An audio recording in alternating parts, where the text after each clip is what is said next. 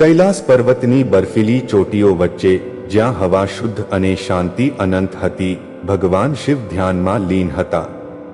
તેમના શરીર પર ભસ્મ લપેટાયેલી જટાઓમાંથી ગંગા નીચે વહેતી અને તેમની આંખોમાં સમગ્ર બ્રહ્માંડનું રહસ્ય છુપાયેલું હતું. પરંતુ આજે કૈલાસની શાંતિમાં એક નાનકડો ખલેલ પડ્યો. દૂર ગામમાં રહેતો એક ગરીબ ખેડૂત, નામ હતું વીરુ. વીરુ દરરોજ સવારે ઉઠીને શિવલિંગ પર ગંગાજળ ચઢાવતો અને પોતાના નાનકડા ખેતરમાં મહેનત કરતો. પણ ગામનો જમીનદાર રાઘવ ખૂબ જ લાલચી અને અન્યાયી હતો. તેણે વીરુની જમીન હડપ કરવાનું નક્કી કર્યું.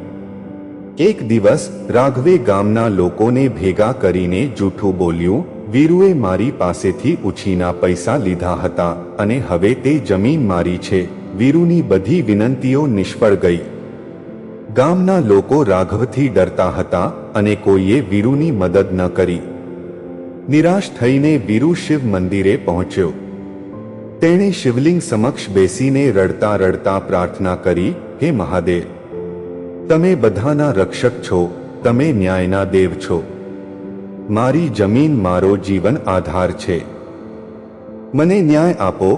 તેની આંખોમાંથી ટપકતા આંસુ શિવલિંગ પર પડ્યા અને એક અજાણી શક્તિએ મંદિરને પ્રકાશિત કરી દીધું. એ જ રાત્રે રાઘવને એક ભયાનક સ્વપ્ન આવ્યું. એક વિશાળ આકૃતિ, નીલકંઠ અને ત્રિશૂળ ધારણ કરેલી, તેની સામે ઊભી હતી.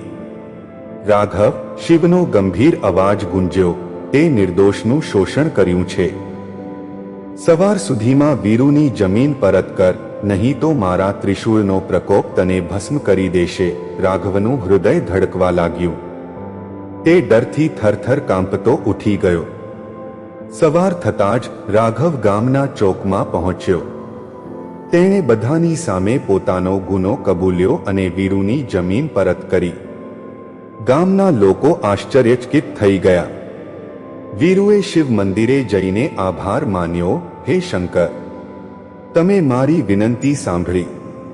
તમે ન્યાયના સાચા રક્ષક છો.